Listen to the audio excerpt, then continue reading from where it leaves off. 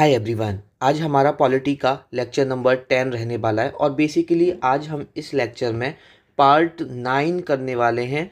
Part 9 ए यहाँ पर आपका कवर होगा, जिसमें आपका local self government, local bodies के बारे में बात की गई है, जिसमें पंचायत, म्यूनिसिपैलिटी, इनके बारे में बात की गई है। और आपके पेपर पॉइंट ऑफ व्यू से पंचायत मोस्ट इम्पोर्टेंट है। आज का लेक्चर, यहाँ से आपके लेक्चर में काफ़ी सवाल बनते हैं, तो चलिए इस लेक्चर को यहाँ पर शुरू कर लेते हैं विदाउट एनी फर्दर डिले। ठीक है। अब यहाँ पर देखो, सबसे पहले अगर हम बात करते हैं लोकल सेल्फ गवर्नमेंट, ये क्या है। देखो, अभी तक हम क्या पढ़कर आ रहे हैं कि भैया जो पावर डिवाइड हो रही है ना, वो यूनियन गवर्नमेंट के बीच में हो रही है और स्टेट गवर्नमेंट के बीच में हो रही है। देखो, एक सरकार ऐसी है जो राज्य लेवल पर काम कर रही है, एक सरकार ऐसी है जो कि पूरे देश के लेवल पर, केंद्र के लेवल पर काम कर रही है। अब जो छोटे गांव हैं, शहर हैं, वहाँ भी तो कोई काम करना चाहिए, उनकी भी तो कोई देखभाल करना चाहिए। तो इसलिए जो पावर है, जो डिवीजन ऑफ पावर है, वो 3 जगह यहाँ पर बांटा गया है। एक तो सेंट्रल गवर्नमेंट, एक तो आ जाती है यहाँ पर सेंट्रल गवर्नमेंट जो केंद्र की सरकार है। ठीक है। वो किस लेवल पर देखेगी? सेंटर के लेवल पर देखेगी, यूनियन के लेवल पर देखेगी, यानी कि संघ के लेवल पर देखेगी। ठीक है। उसके बाद अगर मैं यहाँ पर बात करता हूँ स्टेट गवर्नमेंट की, ठीक है, एक आपकी स्टेट गवर्नमेंट होती है जो किस लेवल पर देखती है? राज्य लेवल पर देखती है। राज्य सरकार राज्य लेवल पर देखती है, तो स्टेट मतलब राज्य हो गया, ये राज्य लेवल पर देखती है। एक होती है आपकी local self government, local self government. और ये होना, लोकल सेल्फ गवर्नमेंट होना बहुत ज़्यादा ज़रूरी है। निचले स्तरों पर भी लोगों की भागीदारी। अब देखो, हर कोई तो सीएम और एमएलए और एमपी नहीं बन सकता ना, बट निचले स्तर जो छोटे छोटे चुनाव देखते हो आज के टाइम में, अगर आप गांव से बिलोंग करते हो तो प्रधान के इलेक्शन, वो बहुत आसान है, आप भी बहुत आराम से उसको लड़ सकते हो, जीता भी जा सकता है। तो निचले स्तर पर भी लोगों की भागीदारी को सुनिश्चित करने के लिए लोकल सेल्फ गवर्नमेंट के बारे में सोचा गया और इसे बाद में ऐड किया गया। हालांकि उस वक्त इसे कॉन्स्टिट्यूशनल का दर्जा भी नहीं दिया गया था, लेकिन वो अभी सारी चीज़ें हम यहाँ पर देखेंगे। अब लोकल सेल्फ गवर्नमेंट, जैसे अगर आप रूरल एरियाज में रहते हो, गांव वगैरह में अगर आप रहते हो, तो आप क्या देखोगे? वहाँ पर प्रधान वगैरह देखोगे। वहाँ क्या होते हैं? प्रधान वगैरह होते हैं। ठीक है। उसके बाद अगर आप शहरी लेवल पर देखोगे तो वहाँ पर म्यूनिसिपैलिटी होती है। अर्बन एरियाज की बात करते हैं, वहाँ पर म्यूनिसिपैलिटी होती है। आप चेयरमैन, मेयर, ये सारी चीज़ें देख रहे होते हैं, तो यही आपकी लोकल सेल्फ गवर्नमेंट है। ठीक है। निचले स्तर पर लोगों की भागीदारी, अगर आप लिखना चाहते हो तो लिख सकते हो, निचले स्तर पर लोगों की भागीदारी। ठीक है। ये होती है आपकी लोकल सेल्फ गवर्नमेंट। ठीक है। Local self government. और हालांकि जो पंचायत है, जो पंचायती राज सिस्टम है, जो पंचायत है, वो आइडिया किसका था? कभी अगर आपके पेपर में पूछ लिया जाए, देखो, जो पंचायत है, कभी आपसे अगर पेपर में पूछे कि पंचायत होनी चाहिए, निचले स्तर के लोगों का भी यहाँ पर पार्टिसिपेशन होना चाहिए, वो आइडिया यहाँ पर किसने दिया था? तो वो आइडिया था यहाँ पर आइडिया ऑफ महात्मा गांधी। या वो बोल सकते हो कि महात्मा गांधी का एक सपना था कि जो गांव लेवल के लोग हैं, छोटे छोटे मतलब लोअर लेवल के लोग हैं, जो सीएम और मतलब एक देखो, स्टेट हो गई जो बड़े लेवल पे काम कर रही है, छोटे लेवल पे भी लोगों की भागीदारी होनी चाहिए, जिससे कि वो अपने राइट्स वगैरह, अपने काम वगैरह यहाँ पर सुनिश्चित कर सकें। तो ये किसका आइडिया था? महात्मा गांधी जी का था। लेकिन देखो, जब क्या था, जब हमारा देश आज़ाद हुआ था, तो उस वक्त लोग उतने एजुकेटेड नहीं थे। ठीक है। लोग उतनी चीज़ों, आज के टाइम में आप लोग हर चीज़ समझते हो, कुछ चीज़ समझ नहीं आती आप यूट्यूब कर सकते हो, लेकिन उस टाइम जब हमारा देश आज़ाद हो रहा था, जब हमारा कॉन्स्टिट्यूशन बन रहा था, जब गांधी जी ने बोली थी कि भाई इस चीज़ को भी एक संवैधानिक दर्जा दे दीजिए, तो उस वक्त देना पॉसिबल नहीं था, आप ये कह सकते हो। क्योंकि एक तो हमारा देश इकोनॉमिक कंडीशन से जूझ रहा था। उस वक्त लोगों को जो विलेज लेवल पे थे, रूरल लेवल पे थे, उतनी उतनी नॉलेज नहीं थी। तो इसलिए उस वक्त इसको कॉन्स्टिट्यूशनल स्टेटस नहीं दिया गया था। बाद में जाके दिया गया, कब दिया गया वो सारी चीज़ें हम पढ़ेंगे, लेकिन इस चीज़ को आर्टिकल 40 में रखा गया है। हम आर्टिकल 40 जब डीपीएसपी के अंदर पढ़ रहे थे, बताओ क्या है? तो आर्टिकल 40 है organisation of village panchayat, organisation of village panchayat, of village panchayat. Article 40 कहता है, देखो डीपीएसपी क्या थी, जब हम डीपीएसपी के अंदर ही तो पढ़ा हमने बोला कि ये स्टेट के ऊपर है, अगर वो करना चाहता है तो कर सकता है, नहीं करना चाहता तो नहीं कर सकता है। ठीक है, क्योंकि उस वक्त ना तो हम पे उतना पैसा था, ठीक है, हमारी इकोनॉमिक कंडीशन भी ख़राब थी, लोग भी उतने एजुकेटेड नहीं थे, बहुत सारे रीजंस थे। तो आर्टिकल 40 में इसको एक कॉन्स्टिट्यूशनल स्टेटस तो नहीं दिया गया, बट यहाँ पर बोल दिया गया कि अगर कोई स्टेट चाहता है विलेज पंचायत का ऑर्गेनाइजेशन करना तो वो कर सकता है। ये किस आर्टिकल में यहाँ पर दिया गया था? आर्टिकल 40 में दिया गया था। फिर एक कमेटी का नाम याद रखना जो कि आपके पेपर पॉइंट ऑफ व्यू से काफ़ी इम्पोर्टेंट कमेटी है, जो कि है बलवंत राय मेहता कमेटी। हिंदी में भी सेम ही नाम होगा, कमेटी को सिर्फ समिति लिख लेना। कमेटी को आप क्या लिखोगे? सिर्फ यहाँ पर समिति लिख लेना, ठीक है। हिंदी में और सभी नाम सेम होंगे। ये 1957 में, लगभग हमारे देश आज़ाद होने के 10 साल बाद ये फॉर्म की जाती है, ठीक है, बलवंत राय मेहता कमेटी। और ये अपनी पंचायती राज पर या लोकल सेल्फ गवर्नमेंट पे एक अपनी यहाँ पर रिपोर्ट यहाँ पर देती है, अपनी एक रिपोर्ट जारी करती है, जिस रिपोर्ट में ये बोलती है कि आपके एक पंचायत होनी चाहिए, और पंचायत कैसी होनी चाहिए? त्रिस्तरीय होनी चाहिए, मतलब 3 टायर होनी चाहिए। अभी वो बताता हूँ। इन्होंने प्रपोजल दिया कि जो आपकी पंचायत है वो कैसी होनी चाहिए? त्रिस्तरीय। त्रिस्तरीय यहाँ पर आपकी पंचायत होनी चाहिए, 3 टायर। 3 टायर आपकी यहाँ पर क्या होनी चाहिए? पंचायत होनी चाहिए। त्रिस्तरीय यहाँ पर आपकी पंचायत होनी चाहिए। और यहाँ पर त्रिस्तरीय 3 टायर कौन से? 3 टायर पंचायत, ठीक है। और ये जो 3 टायर हैं ये कौन कौन से हैं? इन्होंने बोला एक तो यहाँ पर आपका जिला अधिकारी होना चाहिए, जो कि बेसिकली काम कर, पहले नीचे से शुरू करते हैं। एक तो होना चाहिए आपका रूरल लेवल पर या विलेज लेवल पर, ग्राम स्तर पर होना चाहिए। एक तो ग्राम स्तर पर होना चाहिए, जिसको हम बोलेंगे रूरल, विलेज लेवल लिख लो, विलेज लेवल पर होना चाहिए, विलेज लेवल पर, ठीक है। उसके बाद एक होना चाहिए आपका ब्लॉक लेवल पे, जिसको खंड बोला जाता है, खंड स्तर पर, ठीक है, ब्लॉक लेवल पर, ठीक है। ये दोनों लोग यहाँ पे काम करेंगे, ये ग्राम लेवल पर काम करेगा, ये खंड स्तर पे काम करेगा। और एक इनको इनको इन्वेस्टिगेट करेगा कि ये सही से काम कर रहे हैं नहीं कर रहे, वो होगा यहाँ पर जिला स्तर पर। किस पे होगा? जिला स्तर पर, जिला स्तर पर होगा, डिस्ट्रिक्ट लेवल पर होगा, डिस्ट्रिक्ट लेवल पर होगा। जैसे आप देखोगे यहाँ तो जिलाधिकारी होता है, यहाँ पर आपका ब्लॉक प्रमुख होता है, ठीक है, बीडीओ ब्लॉक डेवलपमेंट ऑफिसर होता है। यहाँ पर आपके गांव लेवल पर क्या होते हैं? यहाँ पर प्रधान वगैरह होते हैं। तो ये 3 स्तरीय जो पंचायत है, ठीक है, 3 टायर्स पंचायती राज सिस्टम जो प्रपोज किया था पहली बार, ध्यान रखना, बलवंत राय मेहता कमेटी ने किया था 1957। और इसको अपनाने वाला जो पहला राज्य बनता है कौन सा है?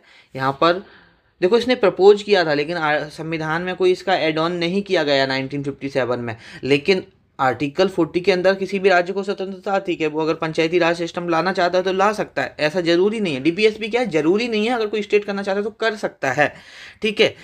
तो यहाँ पर आर्टिकल 40 के अंदर क्या पहला राज्य जो पंचायती राज सिस्टम को यहाँ पे अपनाता है वो कौन सा बनता है? यहाँ पर राजस्थान बनता है। और राजस्थान में भी जो सबसे पहले जिला जिसमें लाया गया था वो था नागौर जिला।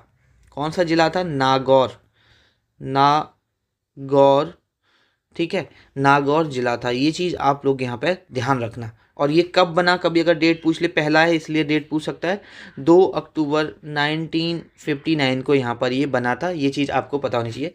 सेकंड स्टेट भी कभी कभी पूछ लेता है पेपर में, अगर सेकंड स्टेट पूछ ले तो सेकंड स्टेट बनता है आपका आंध्र प्रदेश। बहुत रेयर है जो सेकंड स्टेट पूछता है, लेकिन पूछ लिया जाता है। सेकंड स्टेट बनता है यहाँ पर आंध्र प्रदेश, और यहाँ पर ये 11 अक्टूबर 1959 को अपने यहाँ पंचायती राज सिस्टम अडॉप्ट करता है, ठीक है। ये चीज़ आपको ध्यान होनी चाहिए। अब देखो, इन 2 स्टेट्स ने यहाँ पर पंचायती राज अपना लिया था, तो एक और कमेटी बनाई जाती है यहाँ पर, ठीक है, 1977 में एक और कमेटी बनाई जाती है, क्योंकि अभी तक संवैधानिक दर्जा पंचायती राज को नहीं मिला था। तो अभी 1977 में एक और कमेटी बनेगी, Ashok Mehta committee, Ashok Mehta committee.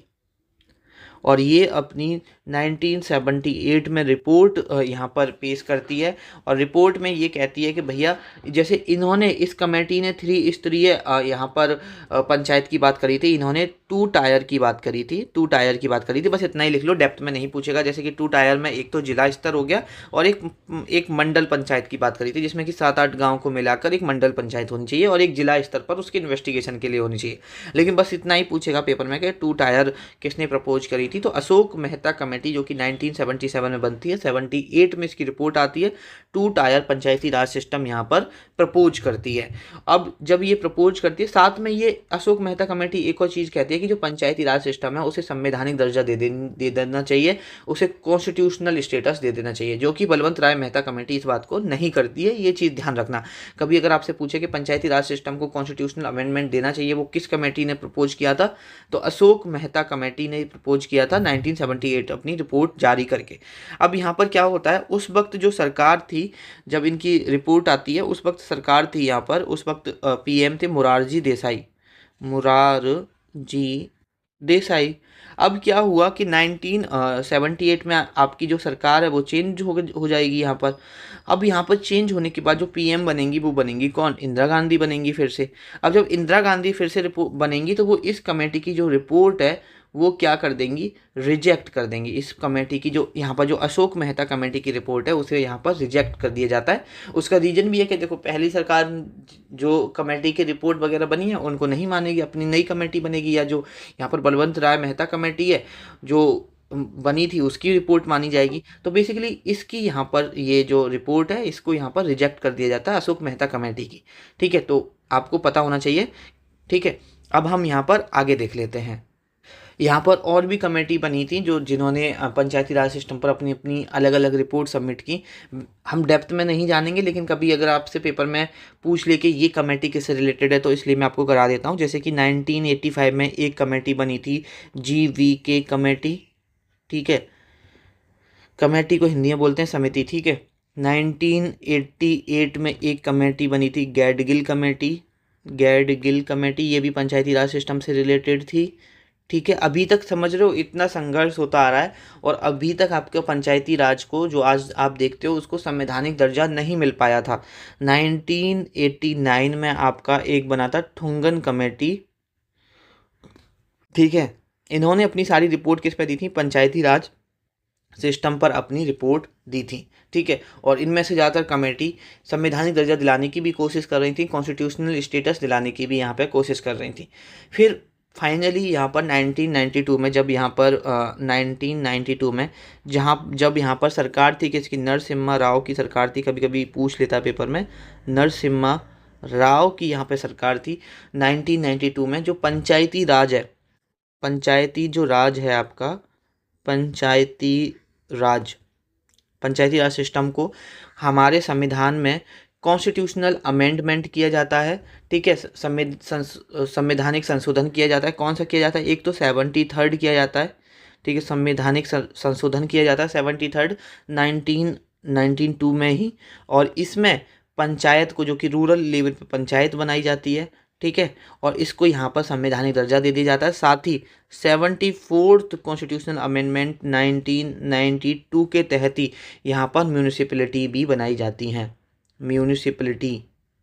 Municipality किस पे काम करेगी, यहाँ पर बेसिकली सिटी लेवल पे काम करेगी, अर्बन लेवल पे काम करेगी, और जो पंचायत काम करेगी यहाँ पर विलेज लेवल पे काम करेगी। ये चीज़ आपको पता होना चाहिए। अब यहाँ पर जो ये पंचायत है ना, इसको जो इम्प्लीमेंट किया गया था वो ध्यान रखना।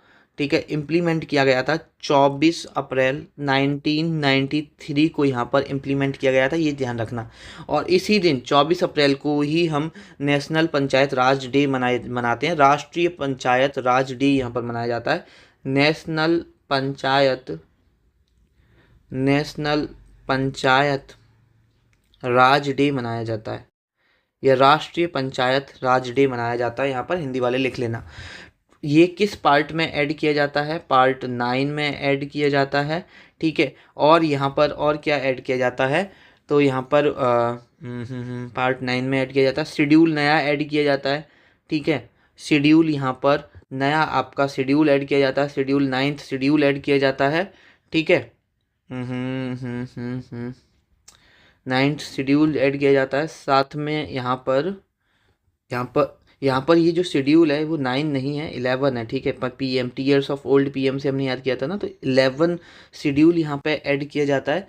साथ ही में यहाँ पर जो टोटल सब्जेक्ट है, कभी पूछ लिए जाए कि टोटल सब्जेक्ट कितने हैं, टोटल कितने विषय के बारे में बात की है, सब्जेक्ट की बात की गई है इसमें। तो टोटल यहाँ पर 29 सब्जेक्ट के बारे में बात की गई है।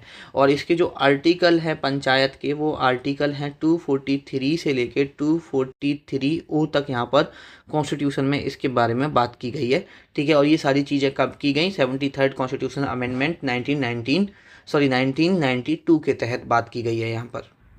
उसके बाद अगर हम बात करते हैं म्यूनिसिपैलिटी के बारे में, तो देखो जो म्यूनिसिपैलिटी को इसको जो इम्प्लीमेंट किया गया था, इसको जो यहाँ पर इम्प्लीमेंट किया गया था 1 जून 1993 को यहाँ पे किया गया था, ये चीज़ ध्यान रखना। और इसको यहाँ पर पार्ट 9A में रखा गया है। और अगर इसके आर्टिकल की बात करें, म्यूनिसिपैलिटी के आर्टिकल कहाँ से कहाँ तक हैं, तो इसके आर्टिकल 243P से लेके 243Z तक यहाँ पर इसके आर्टिकल जाते हैं, ठीक है। और इसको पार्ट 9 हो गया। अगर अनुसूची का भी पूछ ले तो आपको पता ही है, PM tears of old PM से हमने बात किया था, 12th शेड्यूल यहाँ पर अनुसूची यहाँ पर जोड़ी गई थी। अच्छा, उसमें टोटल सब्जेक्ट 9 थे। म्यूनिसिपैलिटी की बात करें तो इसमें टोटल सब्जेक्ट कितने हैं? टोटल सब्जेक्ट 18 हैं। ये चीज़ आप लोग यहाँ पे ध्यान रखना। तो ये किससे रिलेटेड हो गया? आपका यहाँ पर म्यूनिसिपैलिटी से रिलेटेड हो गया। तो देखो ये तो बेसिक क्वेश्चन है जहाँ से आपके सवाल बन सकते हैं। अब इनके आर्टिकल जो दे रखे हैं यहाँ पर, देखो जो म्यूनिसिपैलिटी के आर्टिकल हैं, ये वाले जो आर्टिकल हैं, ये इतने आपके पेपर पॉइंट ऑफ व्यू से इम्पोर्टेंट नहीं है। लेकिन अगर वहीं पर हम बात करें जो ये पंचायत वाले आर्टिकल हैं, ठीक है, हमने कहाँ पर, जस्ट वेट अ सेकेंड, हमने यहाँ पर जो बात की है, ये आर्टिकल आपके पेपर पॉइंट ऑफ व्यू से इम्पोर्टेंट है, आपके पेपर में अक्सर यहाँ से सवाल बन जाता है। तो यहाँ पर अब हम जो ये पंचायत वाले आर्टिकल हैं, इनके बारे में थोड़ा सा पढ़ लेते हैं, ठीक है, क्योंकि यहाँ से आपके पेपर में अक्सर सवाल देखने को आप देखोगे, ठीक है। तो यहाँ पर द पंचायत, जो कि आपकी आर्टिकल 243 से यहाँ पर शुरू होती है। अब कोई चीज़ शुरू होती है तो सबसे पहले उसकी डेफिनेशन दी जाती है। तो यहाँ पर आर्टिकल 243 में डेफिनेशन मैं आपको ट्रिक के साथ भी याद कराऊंगा। आर्टिकल 243 ए में यहाँ पर दे रखा है, ए में आपकी बात कर रखी है ग्राम सभा के बारे में, मतलब कि विलेज असेंबली के बारे में, बात की गई है। इसे इंग्लिश में ध्यान रखो, असेंबली। अभी मैं क्यों बताऊंगा, क्योंकि हमें ट्रिक असेंबली से ही यहाँ पर इसकी हम याद रखेंगे।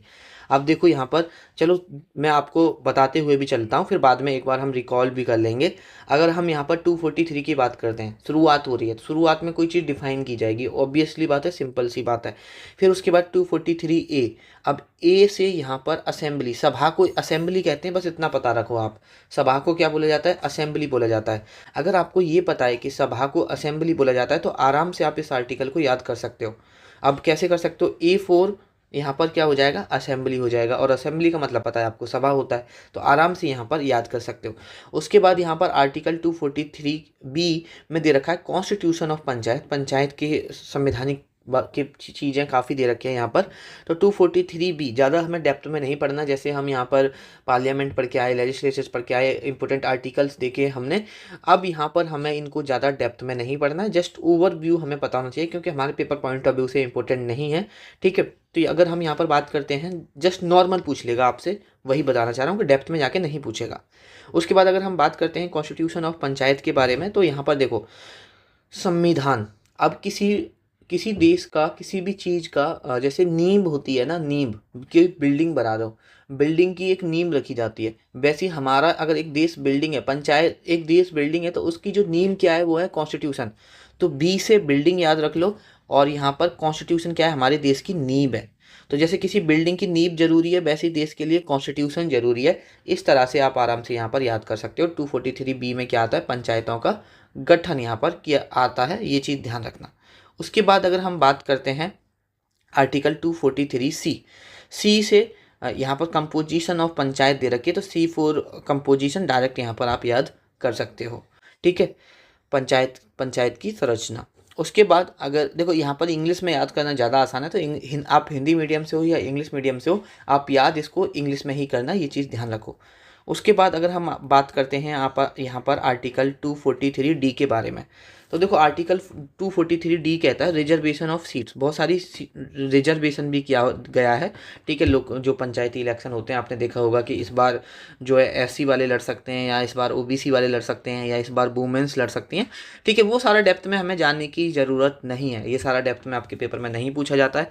तो यहाँ पर 243D यहाँ पर किसकी बात करता है? रिजर्वेशन ऑफ सीट की बात करता है, सीटों का आरक्षण के बारे में यहाँ पे बात कर रहा होता है। अब आपको यहाँ पर ये याद कैसे करना है? तो देखो यहाँ पर याद करना बहुत आसान है। सपोज कल को आपको कहीं जाना है, तो आप क्या करोगे? ट्रेन के लिए क्या कराओगे? अपना रिजर्वेशन कराओगे कि मेरा रिजर्वेशन कर दो, या आप खुद अपना मोबाइल खोल के रिजर्वेशन करोगे? भाई रिजर्वेशन जब भी तो कर पाओगे जब आपको डायरेक्शन पता होगी, दिशा पता होगी, डी फॉर डायरेक्शन। और अगर डायरेक्शन पता है तो आप रिजर्वेशन आराम से कर सकते हो। अगर आपको डायरेक्शन पता है तो रिजर्वेशन आप आराम से कर सकते हो। बिना डायरेक्शन के कैसे रिजर्वेशन कर लोगे?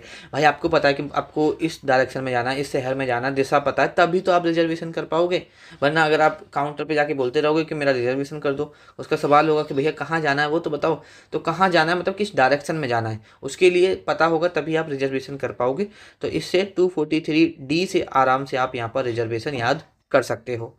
साथ में अगर हम यहाँ पर बात करते हैं आर्टिकल 243E के बारे में, तो यहाँ पर है ड्यूरेशन ऑफ पंचायत। क्या है यहाँ पर? ड्यूरेशन ऑफ पंचायत के बारे में दिया हुआ है। अब देखो ड्यूरेशन ऑफ पंचायत की बात करते हैं तो आप सभी को पता है 5 साल तक पंचायत चलती है। एक दो बार सवाल पूछा गया कि पंचायत का ईयर कितना होता है, तो मैं नहीं भी बताऊंगा तो आप सभी को पता ही है कि पंचायत का जो टाइम है 5 साल का होता है।